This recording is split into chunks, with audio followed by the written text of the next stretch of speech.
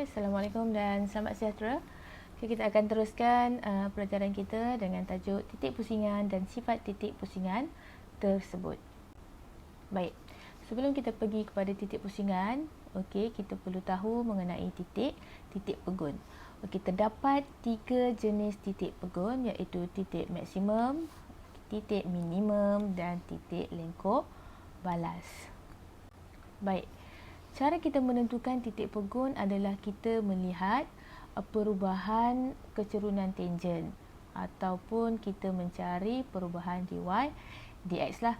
Okey, yang pertama, jika dy dx berubah tanda daripada positif kepada negatif apabila x menokok melalui A, maka titik S adalah titik maksimum. Okey, kalau kita ada graf yang pertama, kalau kita tengok pada graf yang di atas sekali ni, okey, kalau kita kira nilai tangen dekat sebelah kiri ni, kita akan dapat nilai positif. Okey, manakala kalau kita kira tangen yang sebelah kanan, kita akan dapat nilai negatif. Maka titik S di sini, titik yang tertinggi di sini adalah merupakan titik maksimum. Okey, titik maksimum. Okey, itu yang pertama. Yang kedua, jika dy dx berubah tanda from negatif kepada positif, maka titik S adalah minimum. Okey, daripada negatif dia jadi positif.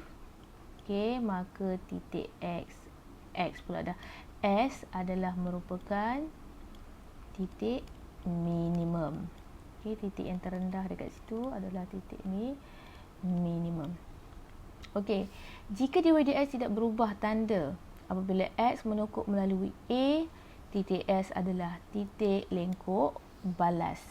Bermaksud kita kira nilai kecerunan yang di sini dy dx ni positif, kemudian di sini pun positif, bermaksud nilai ataupun titik S adalah merupakan titik lengkuk balas. Okey, dia boleh jadi positif kepada positif ataupun dia boleh jadi kalau kita ada graf yang macam ni. Okey, tangennya negatif, di sini pun negatif. Okey, maka titik di sini pun adalah merupakan titik lengkuk balas. Okey, baik. Yang terakhir dia ada nyatakan dekat bawah ni, titik pegun disebut sebagai titik pusingan jika titik itu adalah titik maksimum atau minimum. Bermaksud, okey, kalau kita dapat dy dx nya macam bentuk titik maksimum ataupun titik minimum, okey, maka kedua-dua titik ini adalah merupakan titik pusingan. Okey, hanya titik maksimum dan titik minimum merupakan titik pusingan, ya. Okey, sebagai contoh, okey, diberi satu lengkung y sama dengan x kuasa 3 tolak 3x kuasa 2 tolak 9x tambah 11. Okey, soalan A, cari koordinat ataupun koordinat titik pusingan bagi lengkung itu. Okey, so kita nak cari koordinat titik pusingan. Okey, maka untuk mencari titik pusingan, okey, cara mencari titik pusingan adalah kita perlu cari nilai dy dx dan kita samakan dengan kosong. Okey, so step pertama, cari dy dx. Okey, so kita akan dapat 3x squared minus 6x minus 9. Okey, so untuk mencari titik pusingan, kita gantikan nilai dy dx dengan kosong. Okey, so kita akan dapat sama dengan kosong. Okey, sebab semuanya adalah boleh dibahagi dengan 3, jadi kita boleh permudahkan bahagi dengan 3. Kita akan dapat macam ni lah. Okey, kemudian kita factorizekan macam biasa. Okay, x, so 3 kat sini maksudnya 3 dan 1. Negatif 2 maksudnya sini negatif, sini positif. Maka kita akan dapat nilai X sama dengan 3 dan X sama dengan negatif 1. Okey. Jadi itu baru kita dapat nilai X. Okey, sekarang kita nak cari koordinat. Kamu kena ingat koordinat ataupun koordinat mestilah dalam bentuk X, Y. Okey, jadi kita perlu cari nilai Y. Okey. So when X equal to 3, kita punya nilai Y ialah, ganti balik dalam persamaan asal ni Okey. Tolak 9 tambah 11. Okey, maka kita akan dapat 27 tolak 27 habis. So negatif 27 plus 11, kita akan dapat negatif 16. Okey. Kemudian apabila X kita adalah negatif 1, nilai Y akan jadi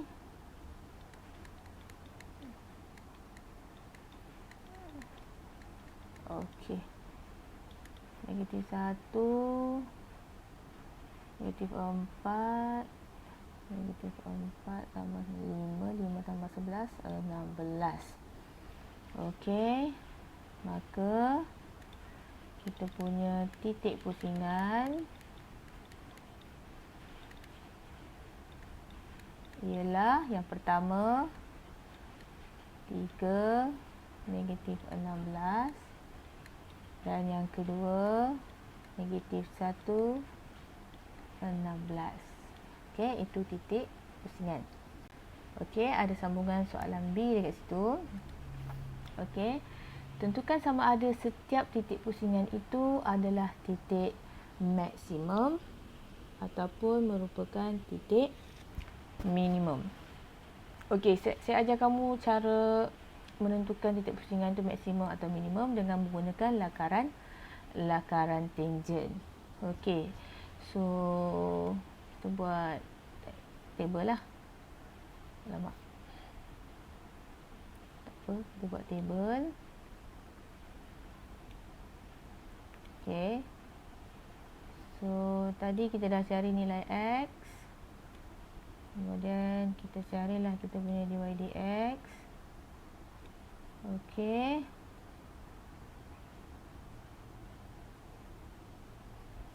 Okey, kemudian kita buat lakaran tangent lah. Okey, lakaran tangent. Okey. Okey. Baik. Okey, tadi kita dah dapat dekat soalan A tadi. Okay, kita dah dapat dy dx 3x squared 6x minus 9. Dan kita dah dapat titik pusingan kita ada 2, iaitu apabila x sama dengan 3 dan x sama dengan negatif 1 kan. Okey, baik. Titik pusingan kita ada 2 iaitu apabila x 3 dan saya sambung sebelah kanan.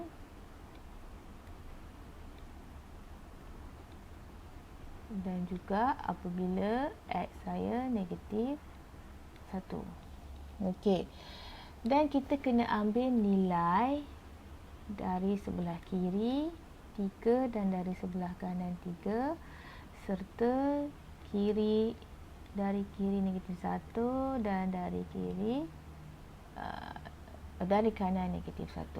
Okey, gantikan saja dengan apa-apa nilai sebelah kiri 3. So mungkin kita boleh gantikan dengan 2. Okey. Kemudian di sini kita boleh gantikan dengan 4. Okey. Dan sebelah sini kamu boleh gantikan dengan negatif 2.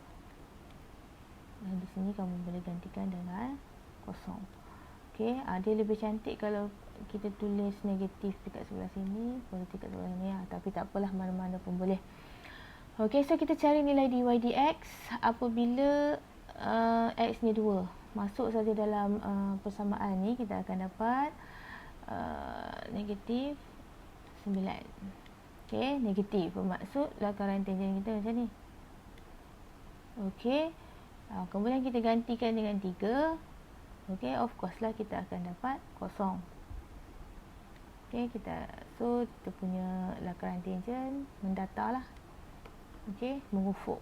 Okey, kemudian jika 4, okey, 4 kita akan dapat berapa kat sini? 16. Okey. Sekejap 48, kemudian kita tolak dengan 24, kita dapat 24, kemudian kita tolak 9, kita akan dapat 15. Okey, so maksudnya kat sini 15 positif. Bila positif, tangent kita macam ni, dia condong ke kanan. Okey, itu untuk yang pertama lah. Yang kedua, okey, bila kita gantikan dengan negatif 2, kita akan dapat 3 dalam 4, 12. 12 tambah 12, 24. 24 tolak 9, 15. Positif. Maksudnya macam ni lah. Okey, bila kita gantikan dengan negatif 1, kita akan dapat kosong. So, kita dapat garis mengufuk. Dan yang ketiga, bila kita gantikan dengan kosong, kita akan dapat negatif 9. Maksudnya dia condong ke kiri. Dan kalau kita lukis graf ni pun, kita akan dapat bentuknya satu macam ni, satu lagi macam ini. Okey, dalam soalan tadi dia cakap tentukan sama ada setiap titik pusingan itu adalah titik maksimum ataupun minimum. Maka sebab kita dah cari, kita dah lakar titik yang pertama 3, 16 adalah merupakan titik titik apa kalau bentuk macam ni? Titik minimum. Okey, manakala yang sebelah kanan ni titik negatif 1, 16 adalah merupakan titik maksimum. Okey, maksimum. Okey. Selain daripada lakaran tangent, sebenarnya kita boleh menentukan sama ada suatu titik pusingan itu adalah titik maksimum ataupun titik minimum dengan menggunakan pembezaan peringkat yang kedua. Sebenarnya ini lebih mudah lah, tak perlu nak lakar lah. Okey. So, okey, kalau kita dapat kita dah kira pembezaan peringkat kedua, nilainya adalah kurang dari kosong, maksudnya negatif, maka dia merupakan titik maksimum. Manakala jika kita kira pembezaan peringkat kedua adalah bernilai positif, iaitu nilai yang lebih besar daripada kosong, maka titik tersebut adalah merupakan titik minimum. Ingat kalau dia kurang dari kosong, dia negatif, dia titik maksimum. Kalau dia positif, dia adalah titik minimum. Okey, cari titik-titik pegun bagi setiap lengkung berikut dan tentukan sifat setiap titik pegun itu. Okey, so soalan A, y sama dengan 2x kuasa 3 tambah 3x kuasa 2 tolak 12x tambah 5. Okey, jadi step 1 kita cari dy dx. Okey, so kita akan dapat x tolak 12. Okey, kemudian step yang kedua, kita gantikan dy dx sama dengan kosong. Okey, bermaksud sama dengan kosong. Permudahkan, bahagi semua dengan 6. Okey, kemudian macam biasa kita factorize. Okey, 2 maksudnya 2 dan 1 positif negatif. Okey, jadi x kita negatif 2 dan x kita adalah positif 1. Okey, itu nilai x. Okey, maka kita nak cari nilai y. Okey, y kita adalah itu tambah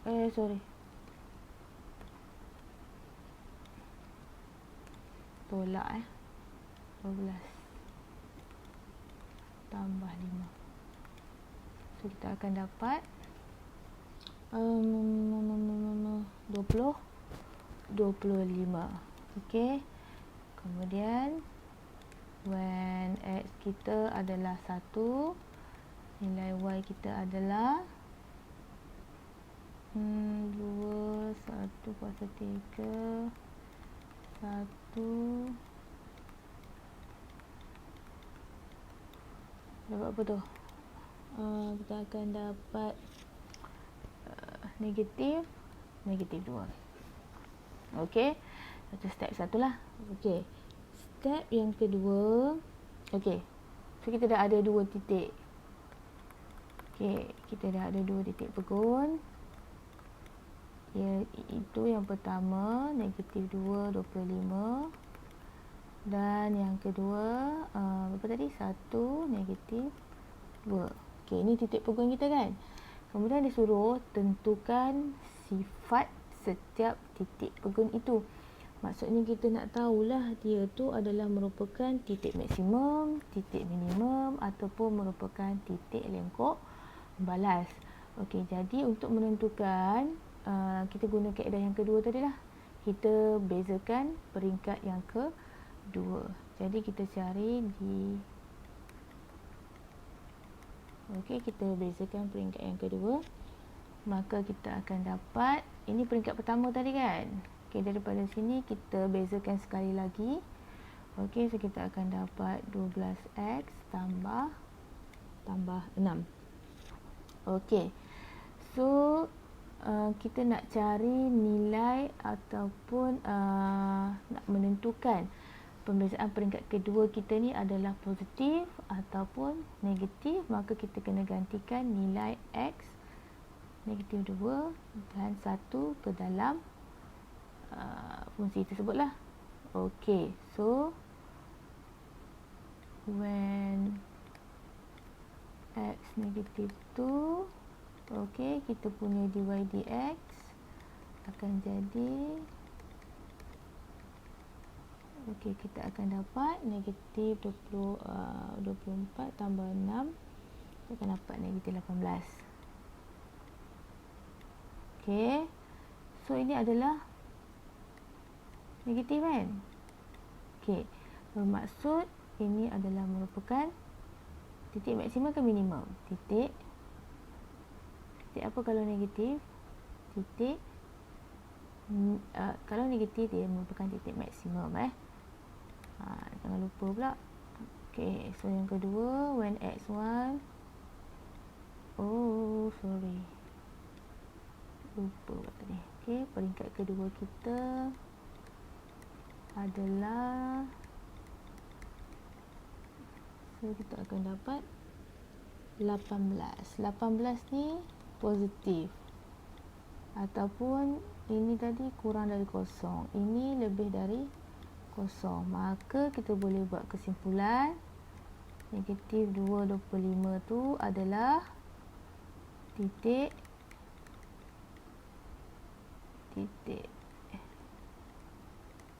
maksimum, manakala titik 1, negatif 2 merupakan titik minimum.